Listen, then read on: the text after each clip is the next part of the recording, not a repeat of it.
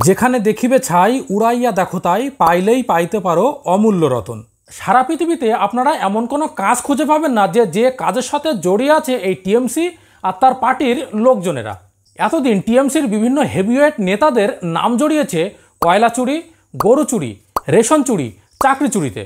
যেখানে চুরি করার জায়গা আছে, যেখানে কাটমানি খাওয়ার জায়গা আছে, সেখানেই এই টিএমসির নেতাদের আপনারা দেখতে পাবেন। সমস্ত জায়গা থেকে এরা অবৈধভাবে কাটমানি খেয়ে খেয়ে নিজেদের আখের গুছিয়েছে এবং নিজেদের ধনসম্পত্তি বাড়িয়েছে। আর এবার এই টিএমসির কিছু বড় বড় নেতাদের ছত্রছায়ায় কিছু কিছু লোক গজিয়ে উঠেছে, তারা নীল ছবির ব্যবসাতেও পয়সার জমিয়েছে। তাহলে আসুন ব্যাপারটা একটু খোলসা করে বলা যাক। শ্বেতা খান এবং তার ছেলে আরিয়ান খান প্রত্যক্ষভাবে এই নীল ছবি ভিডিও তৈরির র্যাকেটের সঙ্গে জড়িত।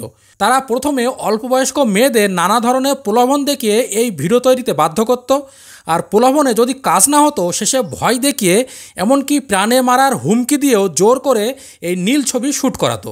ঘরের মধ্যে সবার আড়ালেই চলতো এই ভিডিও তৈরি শ্যুট, আর তারপর থেকে শুরু হতো ওই মেয়েদের নানাভাবে ব্ল্যাকমেল করা। আর এই ব্ল্যাকমেল থেকে বাঁচার জন্য সেই সমস্ত মেয়েরা আবার পুনরায় এই ভিডিও শ্যুট করতে বাধ্য হতো। আর এখানে শ্বেতার সঙ্গে একই ফ্রেমে দেখা যাচ্ছে টিএমসির কিছু হেভিওয়েট নেতাদের।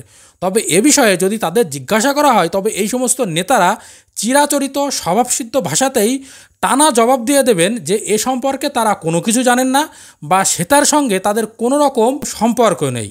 আর এখান থেকে একটা বড় প্রশ্নচিহ্ন কিন্তু সবার মনে উঠে আসছে, নেতা বা প্রশাসন যদি কোনো কিছুই না জানে, তাহলে দিনের পর দিন মেয়েরা কিভাবে উধাও হয়ে যাচ্ছে, একের পর এক নীল ছবির ভিডিও কিভাবেই বদ্ধ ঘরের মধ্যে দিনের পর দিন শ্যুট করা হচ্ছে, নাকি সবটাও জেনে চুপচাপ ছিল অনেকে?